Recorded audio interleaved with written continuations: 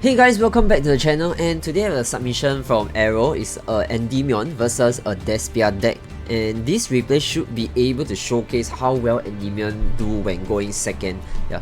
So before I jump right into the replay, if you're enjoying the content so far, do hope that you can help me by subscribing to the channel, liking the video, and also commenting down what do you think of these two decks. And without further ado, let's quickly jump right into the duel. Okay, so as usual, Endymion usually goes second, so not sure if he won or lost the dice roll, but he's definitely going second in this game. So, but there's also like Endymion that prefers to go first by setting up a bunch of like mythical beast negation and then passing it over to the opponent next turn. So just Despia doing their standard stuff, bringing out Mirror Jade at the end, and so Stirring Dragon will be out first by activating it, discarding Nibiru, and then fusion summoning with this with Fallen Albers and bringing out your main card for the deck, which is the Mirror Jade Ice Blade. So a quick run through of what Ice Blade does. So you can quick effect send one fusion monster from an extra deck that mentioned Fallen Abyss, which is most of them, and then banishes one monster on the field without targeting. But you cannot use the effect next turn. So if you use it like this turn, the next turn you can't use it, but once it goes back to the next turn again, then you'll be able to use it.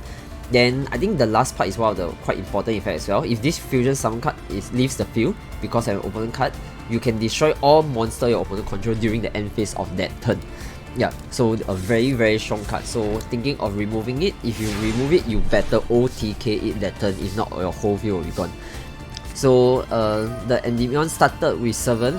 So normally you want to get 7 on the field first before you start activating all your spell, so that you can actually add spells counter. Then by drawing out your Citadel, you also place it first so that when you activate a spell card, it actually accumulates there. So instant fusion, not instant fusion to Million Eye Restrict. So one of the reasons why people play Million Eye Restrict in the Endymion is because it actually is a hand trap negator. So once, let's say, our opponent activates Maxi or something, once it's thrown into the graveyard, you can actually target that card in the graveyard and equip to this card. So once it's equipped, the effect will then be negated. So it's a good card to actually counter any hand traps. So if you have combo deck, just instant fusion this card out first, and then you just let it take care of the first hand trap that that appears. Yeah, which is good for Endymion as well, because instant fusion is a spell as well, which gives you spell counters. So now 7 attempts to negate it, which he will try to Ash. And then this is when your Million Eye will actually try to activate to grab it.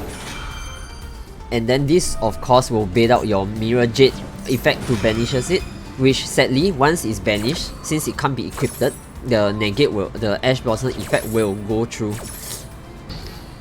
So your server won't be able to activate its effect. So then next Mighty Master is activated. So at this point in time, your there will be quite a number of spell counters on the field for it to use his effect.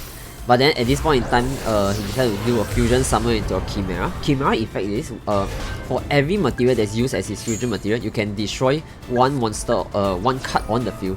Which in this case, he has 3 fusion material, and therefore he will be able to destroy 3 cards. And then at the same time, he revive his Mirror Jade. Okay. Then he destroys the cards on the field. Let me take a look again. So he actually target effect. Let me take a look. He actually destroy 1, 2, 3, but he can't destroy. I think he can't destroy this because it has a protection. Yeah, so you can actually just remove one spell counter to protect it instead.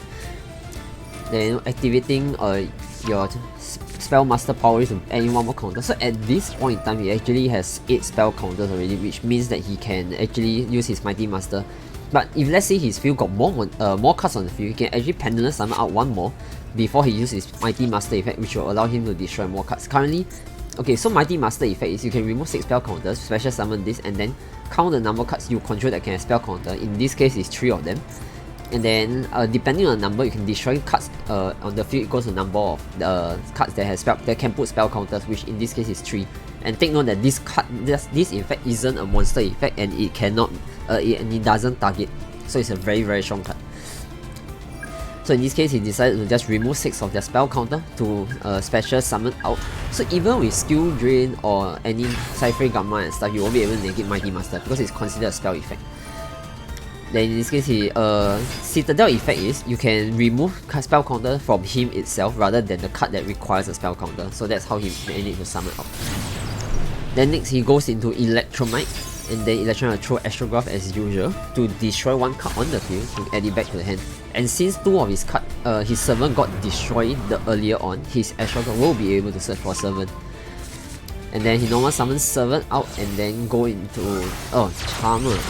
Okay, this is a new card from the new pack. Let's take a look at what it does. I think it's the same as the rest, just that it brings back Dark Monster.